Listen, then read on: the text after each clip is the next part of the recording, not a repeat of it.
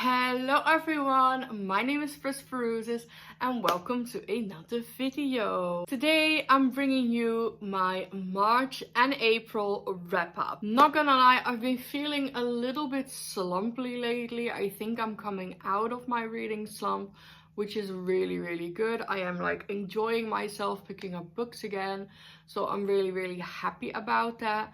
But I did not read a whole hecking ton during both March and April. Nonetheless, let's go through the books that I did read. So in the month of March, we had the first round of the final book support group, which is a readathon hosted by my dear friend Steph from Steph Loves. And I started a secret project for that. I actually read 5 books for that, but I cannot share you these books yet. It's a secret and the vlog is not out yet. So I did read those 5 books, but I cannot talk about them because it's a secret. Could you guess which series it is? Let's play a little game. Let me know down below in the comments. It is a long series and it's a series by one of the most popular authors on BookTube. But yeah, I'm continuing that on in May, so the vlog will be out like halfway into May. I'm aiming for that. And I'm so excited to like finally share it with you because it's been a wild ride. Let's talk about the books that I can actually talk about during the month of March. First up, we have Crescent City, House of Earth and Blood by Sarah J. Maas. This was a reread for me in anticipation of House of Sky and Breath. This is like an epic urban fantasy. It is so good. I did enjoy it a little bit less upon reread, but this is all about a girl called Bryce. Something happens to her best friend and it like turns her world upside down, and then she goes on an investigation with this archangel called Hunt, and they get themselves in all kind of trouble and many revelations are being unraveled, and the world building was absolutely fantastic in this. I really enjoyed myself reading this. I think I gave it 5 stars upon the first time I read it. The second time I read it, I think I will give it 4 stars because the middle part of this book did seem like a little bit draggy. It took a little bit too long. But nonetheless, like the last 200 pages of this book are a masterpiece, and I like sobbed my eyes out yet again, like I did in the first time. So yeah, I really enjoyed myself reading this. Then after House of Earth and Blood, I picked up House of Sky and Breath, and oh boy, this is definitely going to make it on the list of most disappointing reads of 2022. I was very disappointed in this. I had very high hopes, but I did not like this whatsoever. I couldn't get into the story. It took way too long to get some plot in there and get us anywhere. And it actually made me care less about the characters, which was bizarre because I absolutely love the characters in House of Earth and Blood. And I absolutely love Bryce and Rune. Not so much of a Hunt fan, but Bryce and Rune, I stand by them.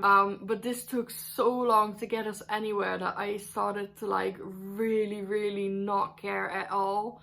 Which is bizarre. It's really bizarre. The last 100 pages got us somewhere finally. And of course the ending was so fucking shocking, because that's what Sarah J. Maas does best. But this book didn't need to be 800 pages. It was absolutely ridiculous. I'm not sure if I want to continue the series. I probably will, because I will give in to peer pressure at some point. And the ending made me really want to pick up the sequel. The first 700 pages of this were just utter shit. Because of the ending, I ended up giving it 3 stars, but now I think back on it, I should probably lower it to 2 stars. Because if only 100 pages out of 800 are good and the rest is shit, it really doesn't deserve the 3 stars. So I think I will give this 2 stars. Also, I did a spoilery vlog of me reading both of these books back to back. So if you are interested in more of my thoughts, go check out that vlog. I will link it down below. Next up, we have Sabotage on the Solar Express. I've talked about the series many times already. This is the Adventures on Train series. I absolutely love this series. It's all about Hal and his uncle getting onto trains, and they get themselves into a whole lot of trouble every time, because every time something goes awry, somebody gets murdered, somebody gets kidnapped, and they need to solve a crime, basically. This time, they're going on a new train, which is called the Solar Express, which is the result of a competition. This really rich guy made a competition who could build like the most environment-friendly train, and this kid designed the Solar Express, and he ends up winning the competition. And they go on the maiden voyage of this train that won the competition. But as soon as the train starts running, they discover that there has been some sabotage on this train, and they need to like work together with the passengers and work as a team to stop this train before disaster strikes. This, I think, is my new favorite. It used to be Murder on the Safari Star, but this one is my new favorite. It was so incredibly good. Like, the stakes were so high from the beginning. Like, the moment they set foot on this train, all chaos ensues, and it was so suspenseful. It was just so incredibly good. I enjoyed myself so much throughout this. The characters were fantastic. I love Hal and his uncle. They are amazing. So yeah, this is my new favorite in the series. If you have not picked up this series yet, I highly recommend you do. I ended up giving this 5 stars, no surprises there. Then we have the last book of March, which was Everblaze. This was a reread for me. This is the 3rd book in the Keeper of the Lost City series. I needed to be reading this for my own keeper along that I'm doing in anticipation of the new book coming out in November. No surprises here. I gave this 5 stars. Because this was amazing. I love this world. I love these characters. It was just so incredibly good. And I have so much love for this series. But you all know this. You all know this by now. So yeah. Those were the books from March. Let's move on to April. We had Velma Talon in April, which was such a fun readathon. Created by my dear friends Cassidy from Covers for Cassidy. I didn't read as much as I was hoping to, but I managed a few good books, so let's dive into them. First up is The Thief Who Sang Storms by Sophie Anderson. This is Sophie Anderson's newest book. I got to meet Sophie in March, which was incredible. I went and got to see The House with Chicken Legs that was made into a play in Manchester. It was so good. I had an amazing time. It was a fantastic play that made me sob all throughout. We met Sophie during the interval of the play. She signed our books. She was absolutely lovely. And I just love her to pieces. When I got back home, I immediately dove into this new book of hers, and I was not disappointed. This is all about a girl called Lynette. She is a descendant of the bird people, and these bird people have like ancient magic throughout their song. However, Lynette's magic hasn't come yet.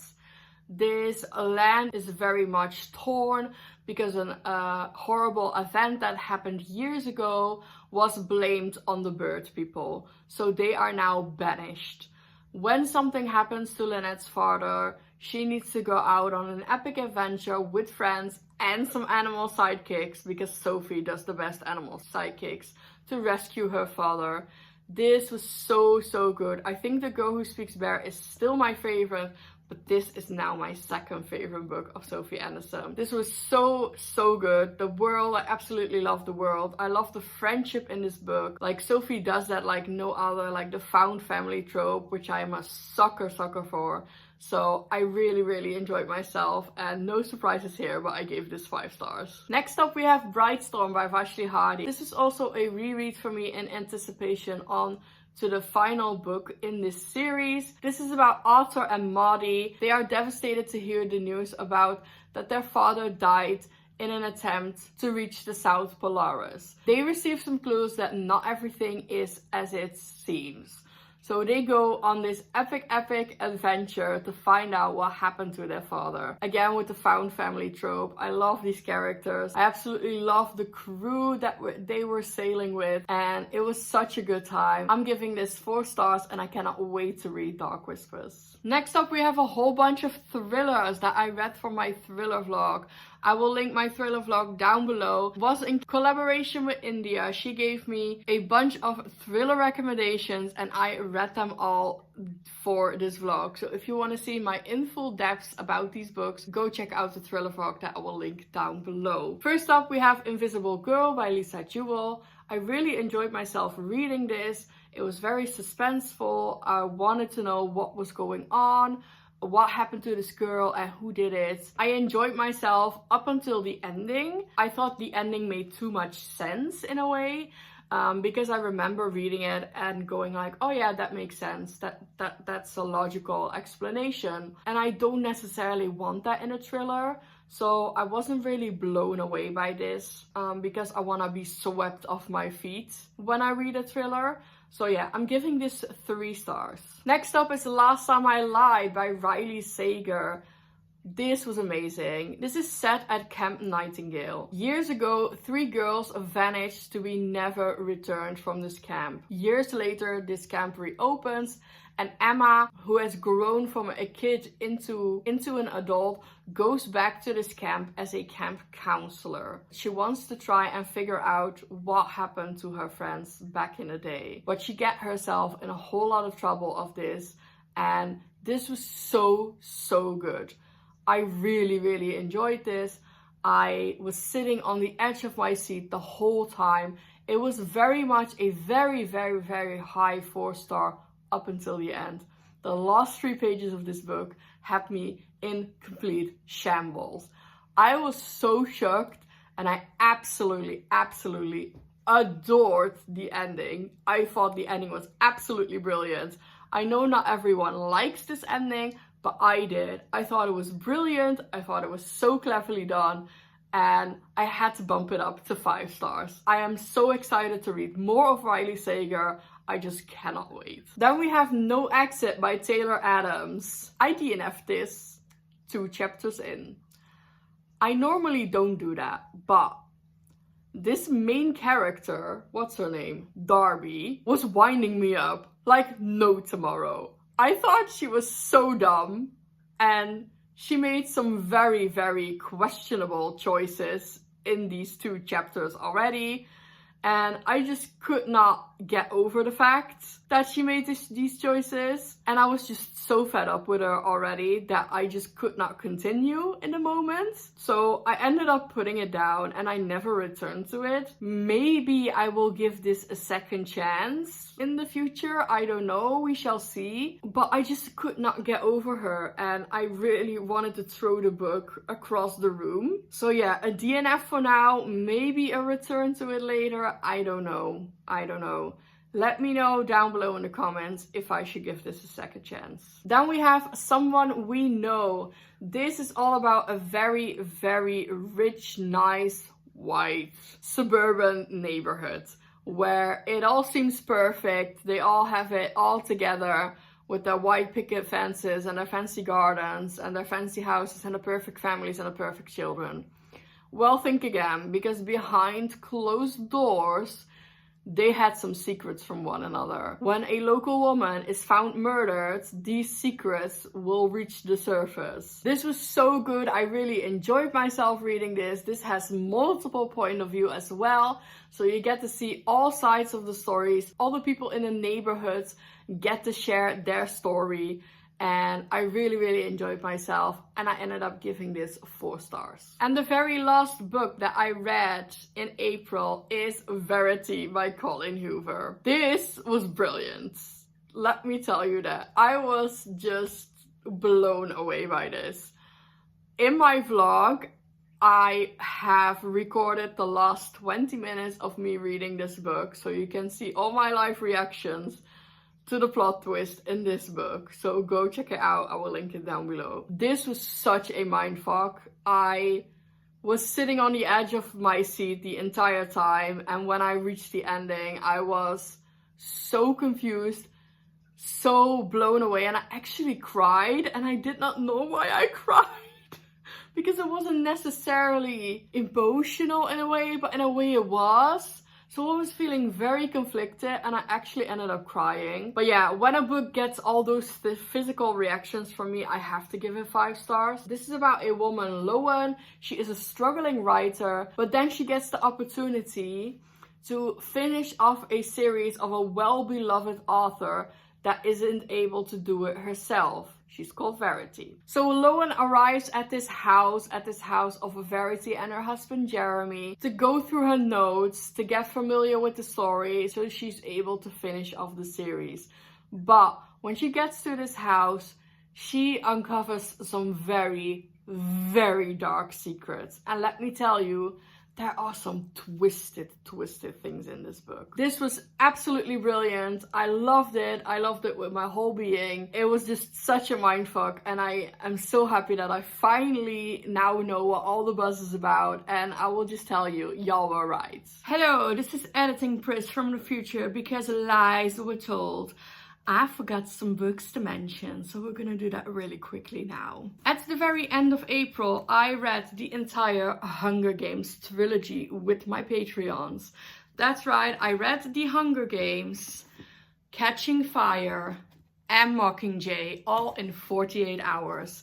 This was incredible. It was amazing to do so. I forgot many details about this series. I forgot how much I loved the series. I forgot how well they did with the movies, because honestly, they followed the books pretty good. So yeah, I'm giving this whole series 5 stars because I had a fantastic time. This is very much a world from the future where every year the Hunger Games are being played. 2 children from each district are being picked to fight it out in this arena, and 1 person will survive. This series is incredible, it's well beloved, and it was so good to return to this series after so many years. And I forgot how much I loved it. This is one of my all-time favorite series. So yeah, I just had an amazing time, and I'm giving this whole series 5 stars. Then I cannot believe I forgot this, but I also read Never Seen, of course, book 4 in the Keeper of the Lost City series. You all know this by now. This was a reread for me. I enjoyed myself so much. The series just gets better and better with each book, and I love these books. I love the world, I love the characters, so I also gave this 5 stars. Back to the original video. So these are all the books that I read. But yeah, I think I did pretty well considering I was not feeling reading very much. So I'm happy with that. That was it for today, my loves. So let me know down below in the comments, have you read any of these books? What was your favorite book of both March and April? Let me know down below. I would love to know. If you did enjoy this video, please give it a big thumbs up. Subscribe to my channel if you haven't already. I am gonna leave you for now, but I hopefully will see you soon with another video. Bye!